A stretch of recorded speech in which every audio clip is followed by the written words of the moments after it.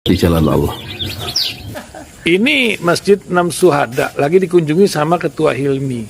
Modal awalnya berapa Pak Yudi Pramuko? 750.000 rupiah aja. Jadi ini 500 jutaan nih barang. Sekarang udah habis 310. Masya Allah, tuh udah pakai keramik, laponnya tinggal. Granit tuh kayak marmer. Tuh, Masya Allah nih, sampai juga kita ke sini. Masjid Enam Syuhada, ngapa namanya Masjid Enam Syuhada, Ya, Pak Yudi? kita mau mendokumentasikan perjuangan dakwah nama anak muda pengawal Habib Rizik Syihab itu. Masya Allah. Yang dibunuh sama orang jahat di kilometer 50. Kilometer 50 ya. Itu kan simbol memperjuangkan dakwah itu kita harus memberikan segalanya untuk Islam kan ya, untuk Masya dakwah Islam. Allah. Dan nama anak muda itulah yang sudah memberikan segalanya untuk Islam. Masya Allah. Apa nanti nama pemuda itu ada juga di sini mungkin diterapkan? Mungkin namanya 6 syuhada. 6 syuhada itu, Iya, 6 syuhada dipasang di sini, 6 syuhada. Bipali, apa yang dikomentarin dari ini semua, Bipali? Masya Allah, luar biasa. Dari uang 700.000, kalau pengen ternyata bisa. Bisa. Allah kirim. Tuh, bisa. Ya, dengan masuk satu gang kecil, tapi Bapak ini luar biasa. Kecil tuh. Oh, Masya Allah ya. Satu call aja. Masya Allah. Perjuangan Pak Yudi Pramuko, YouTuber sejagat paling tua. Tertua di semesta. Tertua di semesta. Masya Allah. Tukang donat. Tukang donat. Tukang donat dari Paru. Ini saya laporkan dari lapangan ini, langsung dari Masjid Enam Syuhada. Masya Allah. Dan ini dia. Dalam lihat ah. Tuh lihat tuh masjidnya, tuh imamnya di situ tuh. Malam-malam lagi kita, Masya Allah, masih kurang nih atapnya katanya, transfer aja ada rekeningnya di bawah terlihat. Assalamualaikum warahmatullahi wabarakatuh. Saya barusan kedatangan pesanan buku ya. Bukan ini, kalau mindset buku terakhir yang saya beli, mindset. Sekarang berapa halaman mindset kemarin nih? 302 halaman. Sekarang buku yang kemarin saya beli, kalau nggak saya maker profit atau apa ya, lupa saya. Karangan Arli Kurnia, bener nggak ini? Bukunya tuh ini baru datang barusan, hari apa ini, hari Rabu ya, malam ganjil, malam ke 29. Bismillahirrahmanirrahim. Semoga bisa berguna ilmu ini untuk oke deh. Profit maker ya. The story. Panasin deh ruangan. Berapa halaman? Pengarangnya adalah Arli Kurnia ya. Profit maker harganya 148. Wah, cetakannya kurang bagus ya, kayak fotokopian. Ini dicat apa bukan ya?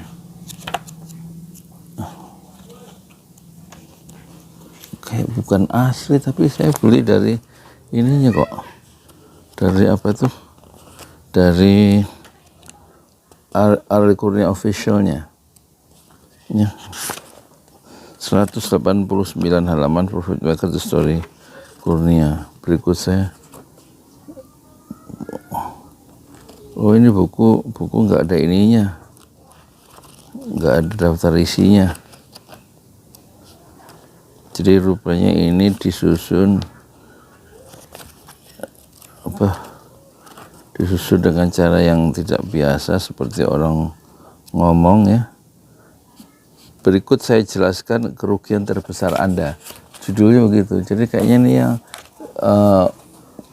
dugaan saya dari YouTube-nya terus disalin kemana? Ke buku, dalam bentuk buku. Beneran rugi besar kalau setelah baca buku ini Anda masih berpikir perlu modal besar atau masih menunda berbisnis, karena tujuan saya menulis ini khusus untuk Anda ya. Untuk Anda yang masih berpikir bahwa bisnis adalah hal yang rumit, beresiko, dan memerlukan modal serta perencanaan panjang. Sebentar. Anda mau dapat untung atau mau habisin anggaran negara. Tujuan bisnis adalah profit untung. Semakin sederhana perencanaan, maka semakin cepat bisa dilaksanakan, dan semakin cepat dilaksanakan, maka semakin cepat dapat keuntungan. Kalau gagal gimana? Ya bikin lagi, gitu aja kok repot. Maka dari itu saya membagikan pengalaman saya tentang bagaimana saya mendapatkan profit. Ini kelak sesuai dengan janjinya di halaman depan ya, cover satu klien dia ini apa namanya, berdasarkan story.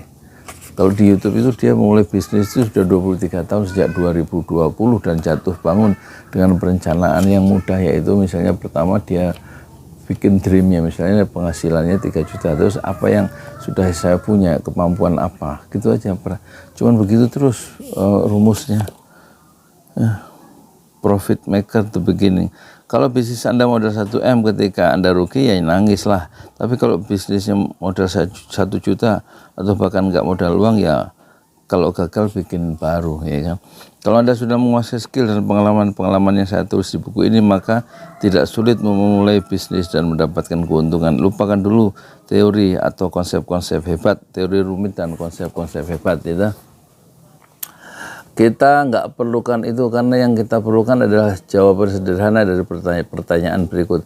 Kalau Anda punya uang 100.000, mau Anda belikan apa? Anda apakan dan jual kemana? Jawabannya adalah titik-titik. Serius, tolong jawab pertanyaan di atas. Setelah Anda membaca semua isi buku ini, saya akan tanyakan lagi pertanyaan di atas. Pertanyaannya apa? Kalau Anda punya uang 100.000, mau Anda belikan apa? Dan apa Anda apakan dan jual kemana? Serius, tolong jawab pertanyaan di atas. Setelah Anda membaca semua isi buku ini, saya tanyakan lagi pertanyaan di atas, dan semoga jawaban Anda akan lebih matang lagi. Karena untuk bisnis Anda hanya perlu menerapkan jawaban tersebut. Salam profit. Alri Kurnia. Ada lagi salam profit ya. Ini sekarang halaman 3. Seorang pemuda, judulnya Profit Maker the Beginning. Saya bacain aja ya, udah 5 menit nggak apa-apa, 10 menit lah nanti. Seorang pemuda introvert yang nyaman berdiam di kamarnya yang gelap, ditemani CPU Pentium 1. Pentium 1 yang terhubung modem krek dari suara musik. Dan Wenap berpikir terus karena uang di dompetnya cuma pas buat beli bensin motor 2 hari. Suatu malam komputernya hang, nggak bisa gerak sama sekali. Ketika di reset masih juga hang. Pikiran panik kebayang beberapa hari berikutnya tanpa Winamp akan sangat menyiksa. Kebayang juga makalah tugas yang belum selesai. Ada teman SMP berbeda fakultas, Taufik namanya, anaknya kreatif dan katanya bisa betulin komputer. Si pemuda itu bergegas dengan bawa CPU ke rumah Taufik dan menceritakan kenapa komputer ini sampai hang. Taufik pun menjawab, nggak pernah dirawat, nggak pernah dibersihin sih. Akhirnya Taufik membersihkan komputer itu dan menginstal ulang berbekal file master di harddisknya dan beberapa CD software serta disket startup. 3 jam berlalu komputer tersebut bisa digunakan lagi, dan si pemuda itu senang banget, nggak bayar tapi dapat ilmu baru. Nah, apa maksudnya ini kan? Ya, beberapa hari kemudian komputer itu hang lagi, kebanyakan game baru diinstal, maka terlalu berat dan panas. Dapat ilmu dari Taufik, maka si pemuda nekat install sendiri dan nggak berhasil. Hahaha. Apa maksudnya? Terus lari lagi ke rumah Taufik minta bantuan. Maka ajaib, komputer tersebut nyala, install rusak, dan begitulah cara kerja komputer. Kini si pemuda itu dengan iseng memformat komputernya, kemudian menginstal beberapa kali sambil ketawa sombong dan berpikir, bisa dapat duit nih. Kemudian dengan pede si pemuda keluar di kampus ya. Sehari cuma ngomong gini ke semua orang, aku bisa betulin komputer, kalau komputer merusak bilang ya. Dia ngomong ke teman satu angkatan, ke angkatan, ke dosen, ke pegawai administrasi, ke satpam, ke penjual makanan, ke saudara, pokoknya siapapun dia ngomong 2 kalimat itu. Beneran, pegawai administrasi kampus nyariin si pemuda tadi. Jangan dikira seperti zaman sekarang, ya zaman itu HP belum musim, mahal banget harganya. Kalau nyari orang titip pesan ke teman-temannya, kalau ketemu baru disampaikan. Di kelas seorang teman manggil, dicari Pak Warsono tuh, komputernya nggak bisa nyala. Dengan semangat si pemuda langsung cabut dan dari kelas terus install ulang komputer tersebut. Lumayan 50.000 sekali install. Dan berita itu menyebar ke dosen-dosen, nyebar ke teman-teman. Dalam waktu sebulan dapatlah lebih dari 1 juta rupiah, dan hasil betul dan segala macam jenis kerusakan komputer dengan bekal install ulang. Hahaha.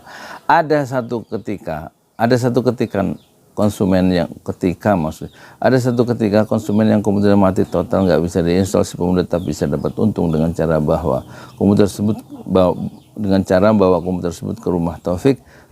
Ketika nyala, Taufik dikasih 75.000 dan konsumen suruh bayar 150.000. Pelajaran apa yang dapat kita ambil dari pemuda introvert tersebut? Ya, skillnya biasa saja tapi pedenya berkuar-kuar, bisa betulin komputer hanya berbekal install ulang. Kalau rusak berat lempar ke Taufik. Oh gitu. Nah, terus oh ya, tahukah Anda, mungkin Anda senyum-senyum kecil baca ini ya, karena si pemuda pun juga ikut senyum-senyum kecil ketika mengingat kejadian 21 tahun sambil menyelesaikan artikel ini. Oh, itu story dia, story si Arle Kurnia ya kan. Picom adalah perusahaan besar pertama saya, ya kan. Aku bisa betulin komputer, kalau komputer merusak bilang ya. Di bab sebelumnya saya ceritakan bekal pengalaman saya menjadi tukang servis komputer bermodal bisa install dan kepedean ya, rasa percaya diri ya. Semakin banyak saya servis komputer, kenekatan saya semakin menjadi, tadinya modal kuar-kuar, kemudian saya mencetak kuar-kuar saya dengan brosur ketikan yang difotokopi. Zaman itu tahun 2000, warnet menjadi spesies tren yang nggak pernah sepi. HP baru awal-awal muncul, saya pertama kali beli HP Ericsson yang kodenya luar biasa. Keren di zamannya kalau pegang HP gede, dan jangan dibayangkan HP ada internetnya ya, nggak ada, blas. Kita saat itu komunikasi pakai SMS dan telepon. Bagi kaum ngiri terus memanfaat panggilan gratis 3 detik. Nyebelin. Ini cetakan bukunya jelek ya. Dan ini juga lihatin cara ininya nggak rata, apa namanya, cara layoutnya ini bukan di layout ini mesti pakai Word ini, bukan pakai InDesign. Layoutnya maksudnya ya, saya ngerti sedikit-sedikit meskipun tukang donat. Nyebelin dengarnya, karena pulsa telepon terbilang mahal. Pemuda-pemudi masa itu kalau telepon cuma 3 detik dimatiin, terus telepon lagi 3 detik dimatiin, dan begitu terus, jadi kurang lebih begini. Nah, jadi ini dia mencoba untuk memulai menawarkan pengalaman hidupnya, bahwa ternyata bisnis itu mudah ya, yang penting pede ya. Kering, halo, kemudian mati. Kering di mana? Kemudian mati. Kering, kita harus jawab dan di kampus. Kemudian mati. Terus sendiri sampai 100 baris. 3 detik mati, 3 detik mati.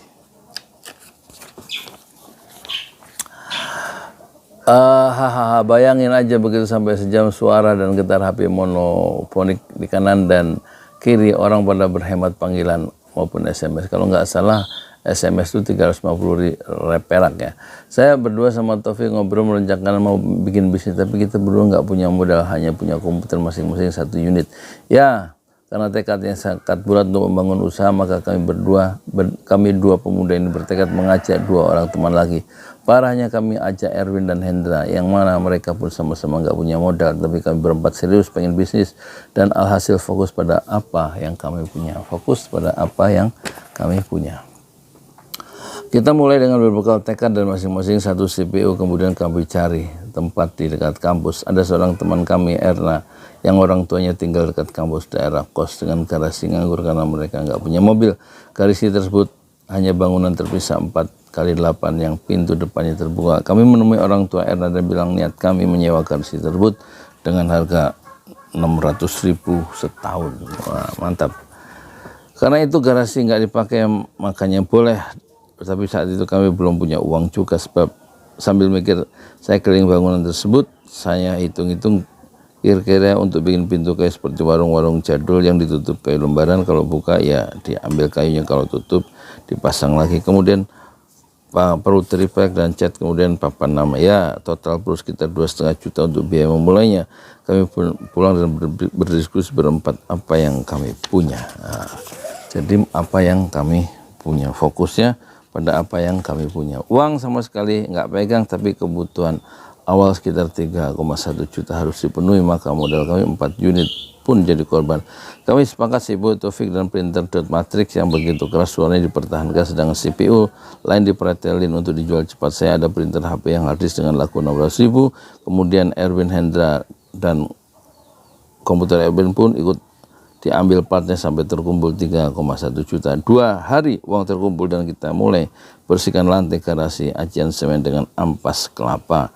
Wih, mengkilat bro lantainya, panggil tukang dan mulai beli kayu sendiri, triplek sendiri dan cat. Pak tukang kerjaan pintu, bikin meja, sedangkan kami berempat ngecat tembok dan pintu serta bikin papan nama sederhana ya, Pikom.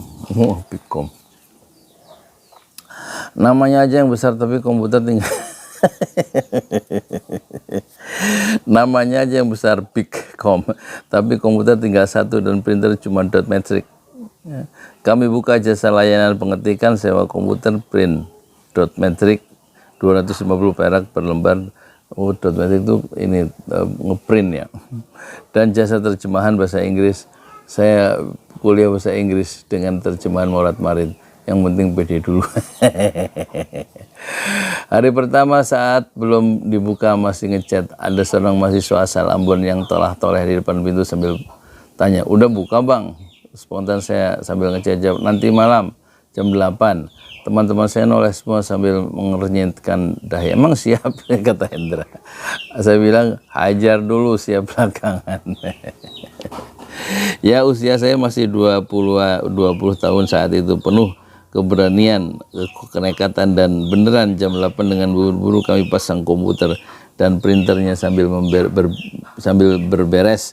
Mahasiswa tersebut datang, ya masih berantakan sih, tapi komputer sudah bisa dipakai. Tarif sewa 100.000 per jam, lumayan, ngetik 3 jam dapat 3.000. Itu omset pertama kami yang saya nggak pernah lupakan. Oh, menarik juga ya. Nulisnya kayak bahasa tutur ya, nggak ngikuti kaidah bahasa tulis, hajar aja pokoknya jadi buku. Saya dulu bikin buku sampai banyak itu begitu, antara isi dan judul itu nggak nyambung, pokoknya jadi bukunya. Terus kedua banyak salah cetak, salah ketik maksudnya. Perasaan udah dikoreksi tapi salah ketiknya banyak setelah dicetak, ya nggak apa-apa. Yang penting ngerti isinya. Pikom, hahaha. Kalau ingat nama itu saya senyum lebar sambil mengingat bahwa semua berawal dari situ. Jadi yang penting mulai dari yang ada ya. Mulailah dari yang ada karena yang ada itu lebih dari cukup untuk memulai pekerjaan. Begitu kata Pak Nasir ya, Perdana Menteri NKRI yang pertama ya. Hindarkan kesalahan besar, yaitu kesalahan tidak berbuat apa-apa. Mulailah dari yang ada karena yang ada itu lebih dari cukup untuk memulai pekerjaan. Usia saya masih 20 tahun saat itu dan seperti halnya pemuda lain berpikir pendek daripada usia saya saat ini. Rental komputer saya berisi 1 unit komputer dan 1 printer Epson dot matrix. Rat dia bunyinya gitu ya, berisik banget kalau baru ngeprint. Saya berempat bersama Taufik, Erwin, dan Hendra. Taufik jago banget servis komputer, saya bisa bahasa Inggris jadi terima juga terjemahan.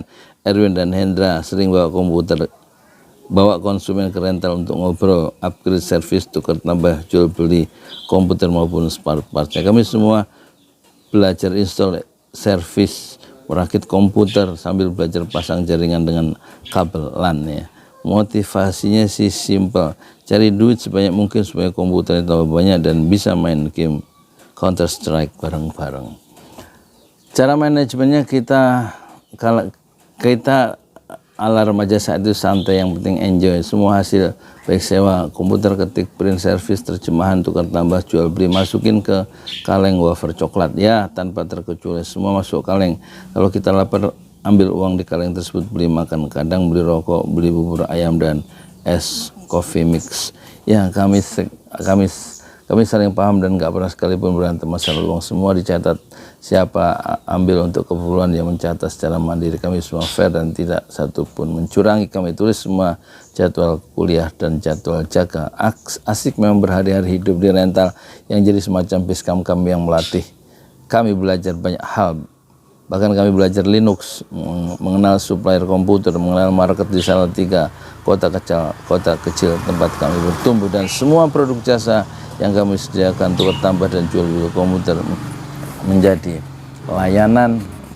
layanan keunggulan yang membuat rental kami dari 1 komputer tumbuh 6 komputer dalam setahun ya, Pikom tadi ya.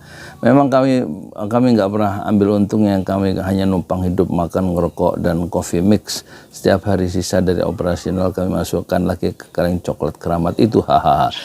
Ya, rental kami di sekat triplek, bagian depan untuk tempat komputer, sebagian belakang isinya tikar dan bantal kumal untuk tidur. Nah, posisi kaleng tersebut selalu di sebelah kiri bantal.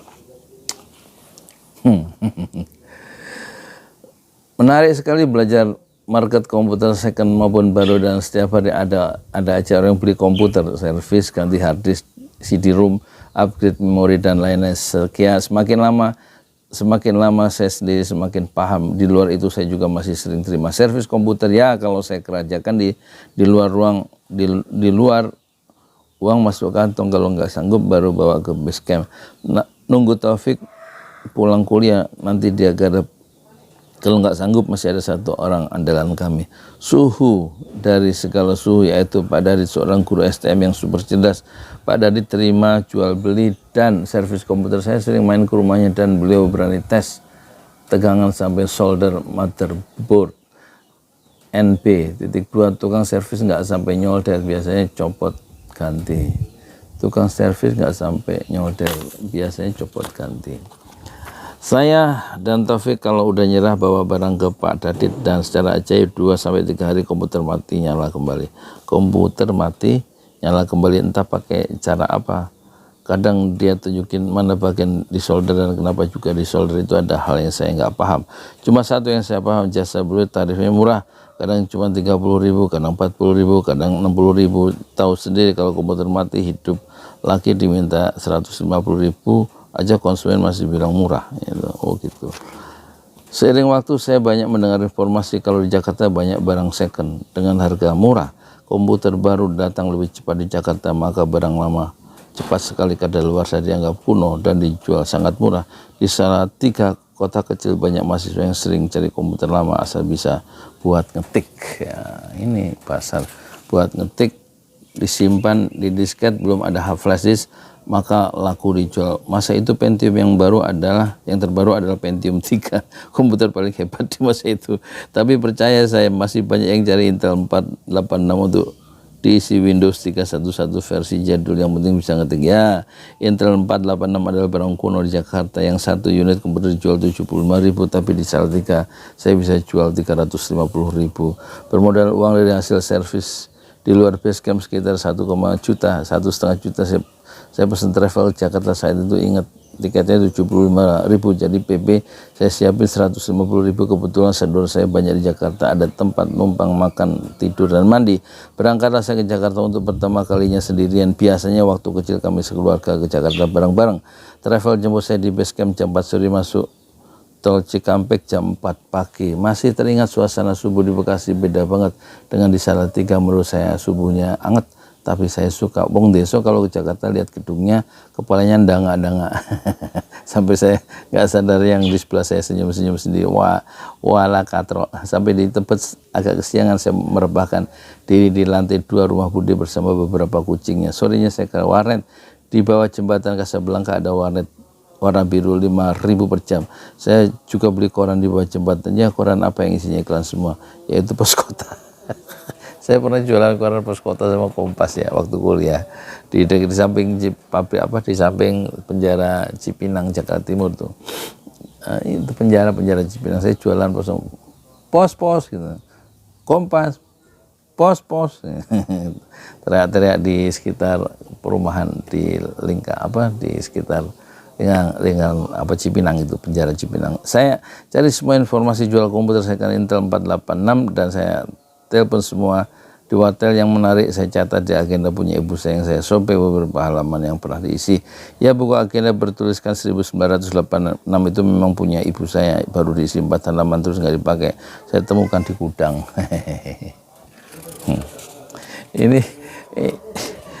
Ini ngomong ngalir aja, kayak ngomong nulis buku, tapi kayak orang lagi ngomong. Begitu gampang nulis bukunya. Ini juga ngeditnya ngasal ya, banyak salah ketik dan nggak lurus ininya, layoutnya ini mesti pakai Word ini. ya pakai nggak tahu lah. Semua energi tubuh saya terasa sangat aktif dan pikiran saya nggak bisa berhenti semangat berapi-api dan seolah nggak bisa dihentikan. Saya dapatkan 10 list penjual komputer bekas dan sebagian besar ada di Glodok. Ya.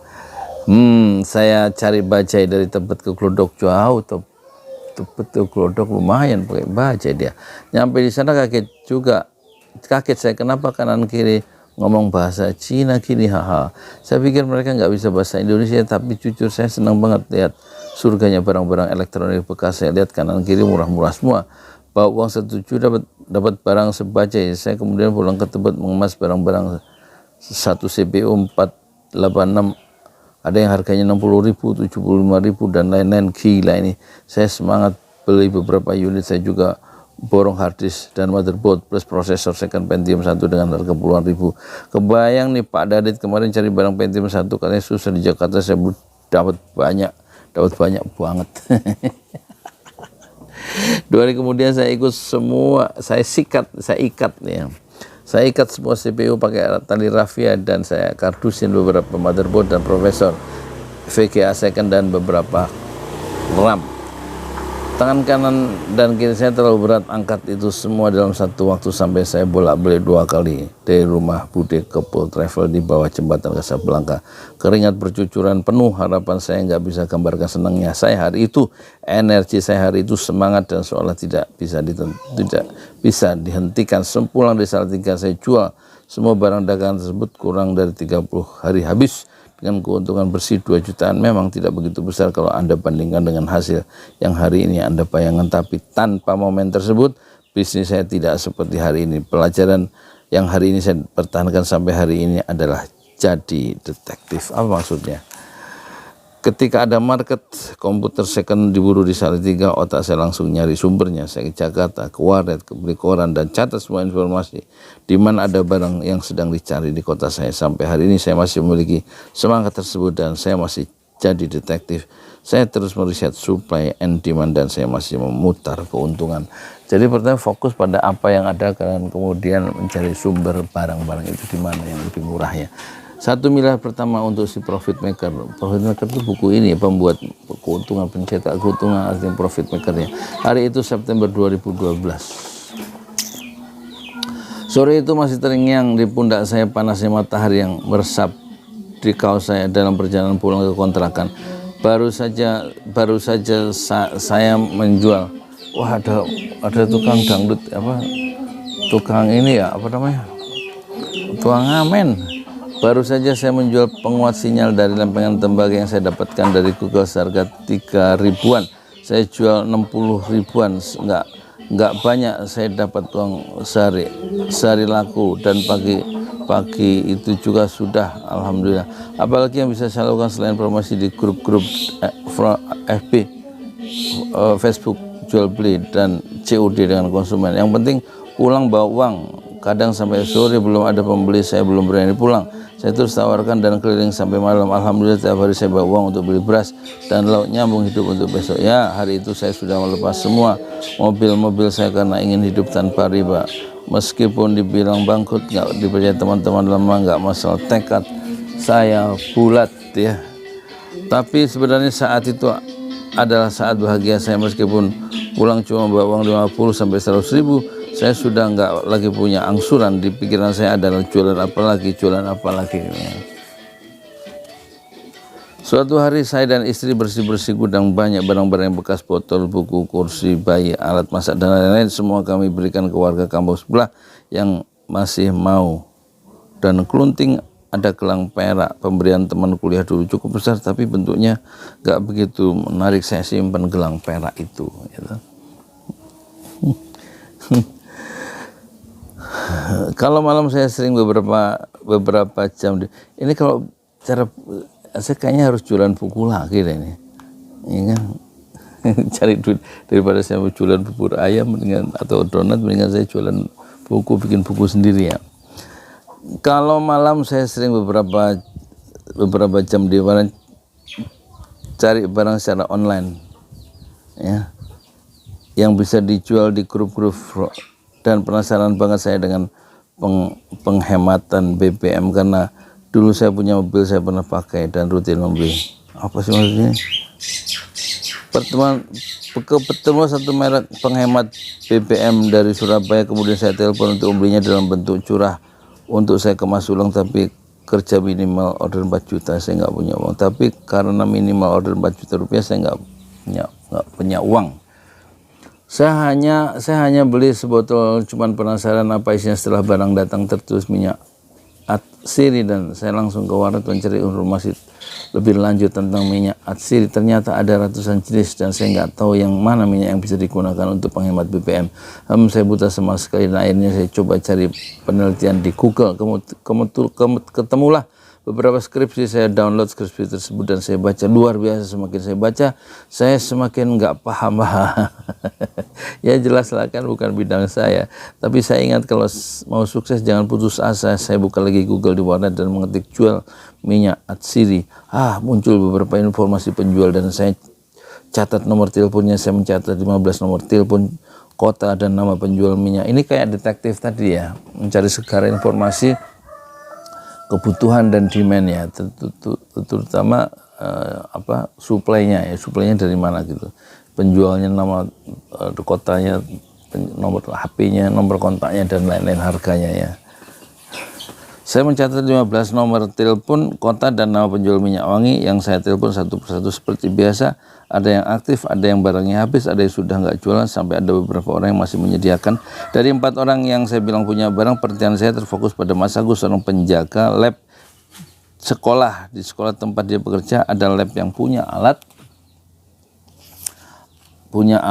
penyuling minyak Atsiri skala lab. Kalau waktu luang tersebut dia gunakan untuk membuat minyak dan dijual. Saya telepon Mas Agus sambil tanya-tanya dan mau ke Jogja untuk membeli minyak tersebut. Saya bawa print skripsi yang berisi spesifikasi minyak tersebut dan minta Mas Agus untuk menjelaskan apa artinya semua itu, kan beneran saya nggak paham. Setelah dia jelaskan, Mas Agus bersedia membuatkan beberapa liter dengan harga 900.000. Karena uang saya hanya 300.000, saya bawa gelang perak yang saya temukan di gudang dan saya jual ke pengrajin perak di Jogja. Akhirnya saya dapatkan uang 720.000 dari menjual perak tersebut, dan saya lanjut ke toko botol untuk membeli 10 pieces botol tetes. Dalam perjalanan ke Solo, saya nggak sabaran di pom depan bandara Jogja. Saya berhenti, saya tuang sedikit cairan ke botol dan saya coba teskan. Saking pengen tahu gimana rasanya. Kalau gagal bingung saya juga karena nggak ada uang lagi. 1,5 jam ngebut dari Jogja ke Solo, saya coba rasakan perbedaan di motor saya. Ya lumayan enak tarikannya, dan sampai di rumah saya buat stiker pakai printer di rumah. Saya kasih nama DJ Speed dan saya post di Facebook. Maklum kamera HP zaman itu ya kabur-kabur. DJ Speed.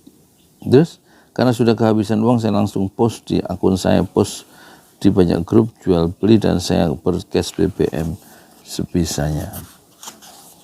Beberapa orang bertanya, beberapa kirim pesan FB itu Facebook ya. Dan saya temui juga beberapa orang secara offline menawarkan langsung. Banyak sekali yang ragu dan menolak. Mereka bilang baunya seperti minyak angin, takut merusak mesin dan lain-lain. Ya wajar karena kemasan yang cuma ditempelin stiker print yang luntur kalau kena air. Terus yang jual juga nggak meyakinkan. Saya pakai motor dan dalam kondisi bangkrut. Tapi terus aja dengan mengandalkan prinsip kalau nggak laku saya nggak mau pulang. Maka setiap satu ditolak saya mencari 2 orang lain. Kalau ditolak 2 saya cari 4 orang lain. Saya nggak peduli lagi apapun saat itu. Yang penting bisa beli beras buat besok. Anak dan istri saya menunggu di rumah. Beberapa teman kasir membeli saya dan membeli sebotol 2 botol saat itu. Setelah itu ya nggak dipakai produknya karena saat saya tanya gimana setelah pakai, mereka bilang belum dicoba. Saya tolak 1 miliar uang itu maksa untuk datang kepada saya. Tolak 1 miliar tapi uang itu maksa datang. Saya tolak 1 miliar tapi uang itu maksa untuk datang kepada saya. Ini bahasanya pokoknya bahasa semaunya ya nulisnya. Bahasa pakai bahasa apa namanya? Bahasa ya begitulah. Seorang teman menelpon mau datang, dia dulu di downline saya di sebuah perusahaan MLM yang mana saya sudah berhenti berbisnis MLM hari itu. Teman, titik 2, bisnis apa sekarang? Saya jawab saya nggak ada, cuman jualan aja nyambung hidup. Teman, aku mampir ya mau ke Jogja besok lewat Solo, boleh nginep di rumahmu? Saya titik dua, nginep aja asal jangan nawarin MLM. Teman, hahaha, nggak beranilah jagoan kamu nolaknya. Sebagai informasi, saat saya belum tahu obat riba, saya berbisnis MLM, dan setiap saya masuk di perusahaan MLM, sering saya jadi leader dengan puluhan ribu jaringan, dan sudah sering keliling mengisi acara semacam sukses seminar. Padahal mobil-mobil saya kredit semua. Itu yang membuat saya lelah bertopeng di hadapan orang pura-pura sukses, tapi sebenarnya bikin terus tiap malam sulit tidur gara-gara angsuran dan segala kepura-puraan ala MLM.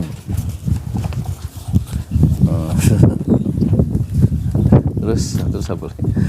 Malam itu teman saya sampai di rumah dan langsung saya tawarkan tidur di kamar kosong tempat saya simpan produk komputer, printer, dan semua alat kerja saya. Baunya memang seperti obat gosok, dan teman saya bilang, wah kamu gagal bisnis LM, sekarang jualan obat gosok, itu penghemat BBM. Saya nggak terima, ya. Dia bilang, ya udah aku minta. Saya suruh dia botol sendiri dari jerigen sambil bilang jangan banyak-banyak, itu dagangan. Besoknya teman saya ke Jogja di sebuah pertemuan LM, bertemu teman-teman lama lain. Begitu sampai di tempat parkir, dia minta semua orang yang dia kenal untuk buka jok motor dan langsung ditetesin satu persatu. Aha, nggak tahu juga takarannya berapa, ngawur aja ditetes. Beberapa orang bingung, ada yang ngomel-ngomel juga. Besoknya dia terima beberapa telepon menanyakan cairan itu. Teman saya ketakutan, khawatir rusak motor-motor semalam. Ternyata mereka bilang gini, semalam cairan apa itu, motorku pagi-pagi jadi gampang di starter, biasanya sampai keringetan nggak hidup. Pulang dari acara kemarin motorku enteng banget, kamu kasih apaan? Ternyata responnya bagus-bagus, dan teman saya kejar terus untuk membuka perusahaan LMM dari produk saya. Jelas langsung saya tolak, saya takut nanti harus bertopeng lagi, pura-pura kaya lagi, dan di panggung lagi. Capek saya dengan kehidupan bertopeng.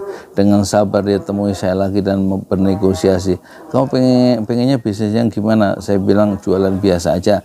Teman saya menyanggupi, oke, kita jualan biasa, sistemnya tetap LM, cara jalannya aja yang kita jualan. Cara jalannya aja yang kita jualan, produk oriented bukan member oriented. No, nggak pakai downline, nggak pakai member oriented, tapi produk ya yang dijual ya. Saya jadi mikir, tapi belum yakin. Beberapa hari kemudian teman saya menelpon, dia mau bertemu dengan beberapa teman di salah satu resto di Salatiga. Dia minta saya datang dan presentasikan produk saya. Dia bilang ada 200 orang yang dia undang. Wah, banyak banget saya pikir. Tapi ya udahlah, yang penting produk saya ada dan yang mau lihat demonya. Sambil menginjak anak tangga menuju ruang pertemuan, hati saya berdegup kencang, penasaran gimana nanti. Ketika ketika masuk ke ruangan sepi banget, cuma ada sekitar 11 orang, termasuk teman saya dan saudaranya. Katanya 200 orang, saya bilang. Teman saya mengalihkan perhatian, udahlah yang penting kamu ngomong. Masuk 11 orang. Merasa dijebak, saya tetap jelaskan produk saya sambil ingat, nggak niat gitu. Dan ketika demo saya bakar produk saya, dan api menyala dan beberapa orang kaget. Mereka tiba-tiba berdiri dan salah satunya menghampiri saya. Dia bilang, Mas, Salatiga saya pegang ya, ini 15 juta saya kasih cash, tolong sediakan produknya besok. Gila ini mah, cuma bakar cairan dapat 15 juta. Akhirnya terjadilah kesepakatan dengan teman untuk bikin usaha bersama dengan produk saya. Tapi saya bilang di awal, saya nggak mau aktivitas fokus rekrut member. Setiap apapun yang saya lakukan, saya jual produk. Oh gitu. Kalau mau jadi member, niat jualan silakan. Dia menyetujui. Kalau mau jadi member, niat jualan silakan. Dia menyetujui. Dia mulailah dengan uang awal 15 juta itu saya bikin produk lebih banyak, merek baru, dan mempersiapkan perjalanan untuk bikin pertemuan kecil di Jogja, Kediri, dan Surabaya. Beneran setelah saya sewa mobil dan keliling kota-kota tersebut, saya dapat uang 45 juta. Waduh. Sesampai di Salatiga, saya urus izin, bikin web, dan memproduksi sendiri lebih banyak lagi, serta sewa ruko buat bikin kantor. Kami mulai dengan 1 orang karyawan saat itu dan bertambah setelah beberapa minggu kemudian. Saya jalankan pola yang sama ke berbagai kota, memperkenalkan produk, dan selalu saja banyak yang menerima dengan cara demokan produk tersebut. Kami beri nama Dexon 1 mereknya. Oh ini. Produk tersebut semakin diterima masyarakat dan semakin banyak peminatnya. Gambarnya jelek ya fotonya.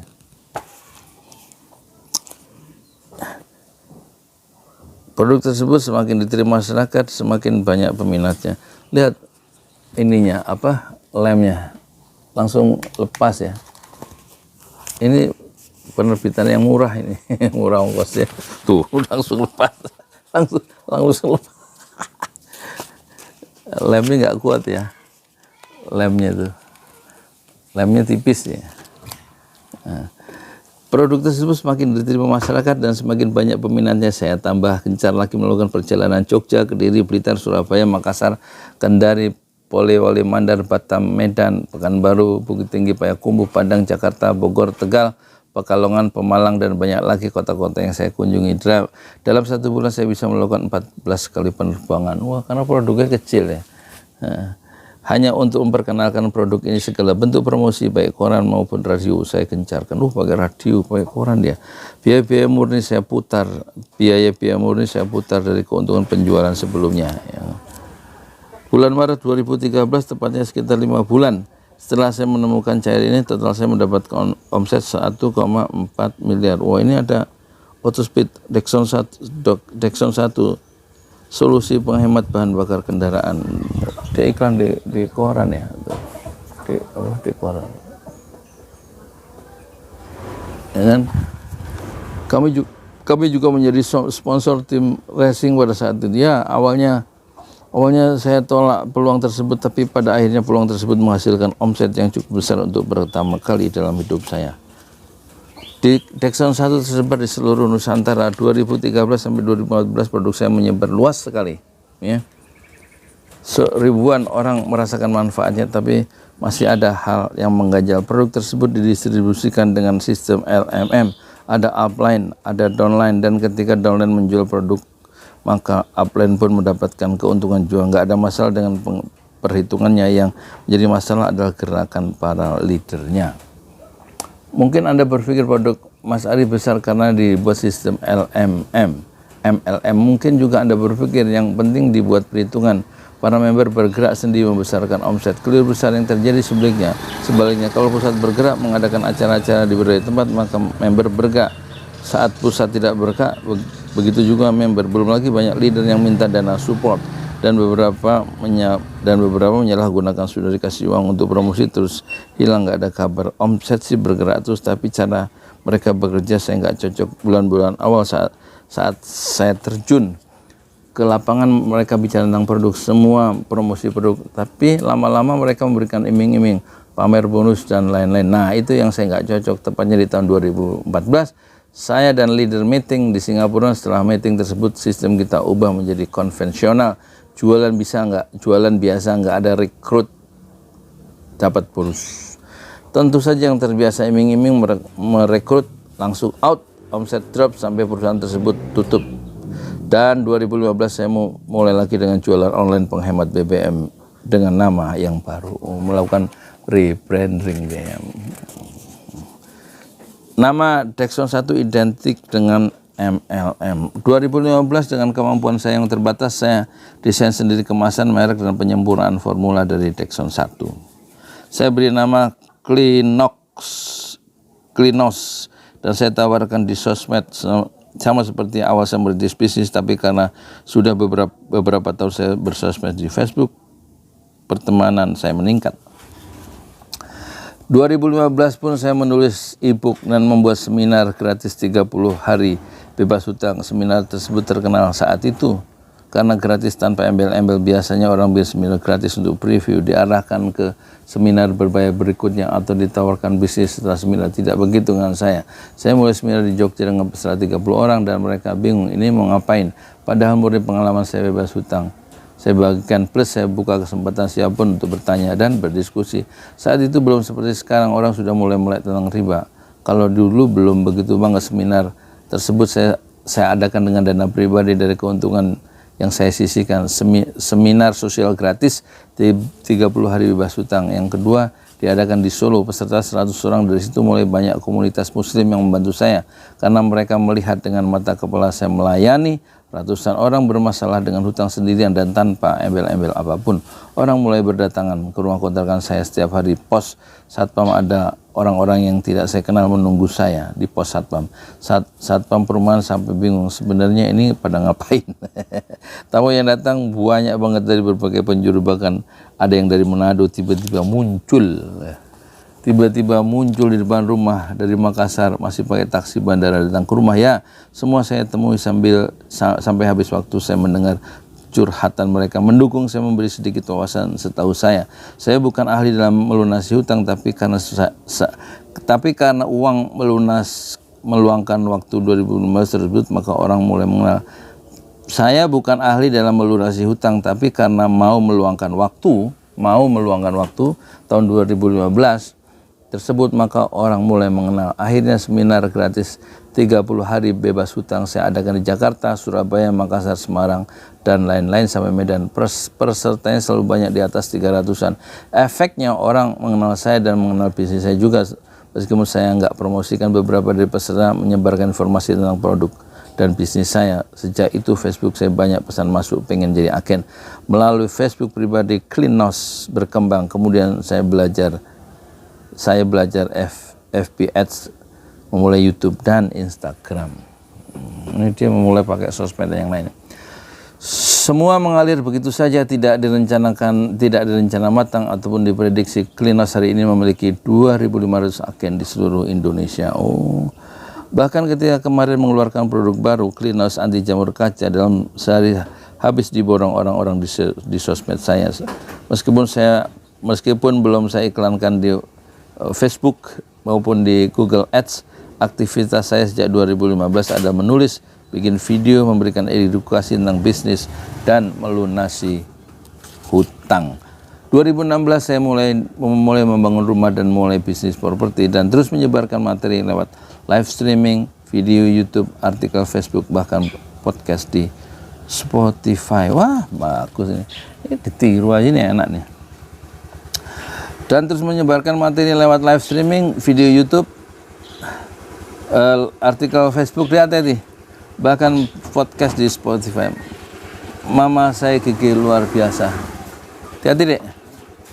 Waktu itu saya masih SD, mama suruh saya cuci botol pakai air panas mendidih. Ya, itu botol-botol sirup bekas yang sudah dicuci sabun kemudian disteril dengan air mendidih sebelum diisi dengan jamu kunir asam buatan mama. Masih teringat jelas di benak saya meskipun telah 30 tahun yang lalu bagaimana botol-botol tersebut mengeluarkan uap dan mengembun. Jadi ceritanya begini, papa saya kerja di kantor dengan gaji cukup untuk kami sekeluarga, tapi di rumah ada 6 orang saudara mama yang disekolahkan dan dicarikan kerja. Jadi rumah selalu ramai. Mama cerita gaji papa habis di minggu pertama, sehingga saat arisan mama bawa jamu 2-3 botol untuk dipromosikan. Alhamdulillah responnya bagus, semakin hari semakin banyak pesanan karena memang jamunya bersih dan higienis, sampai dari mulut ke mulut menyebar ke lingkungan dharma wanita kantor, temannya sampai ke para dokter. Ya.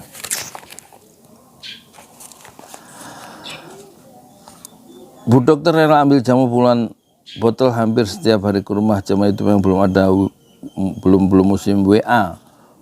WhatsApp, boro-boro WhatsApp, telepon rumah aja jarang yang punya, ya.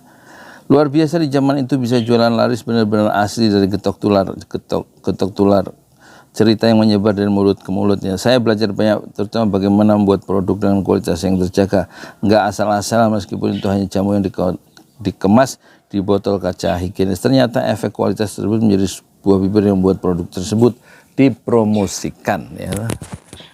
Dari situ mulai mama tambah beberapa dagangan karena banyaknya tamu yang datang ambil jamu. Sekalian mama beli panci, cangkir, wajan, dan apapun yang bikin ibu-ibu itu kepo.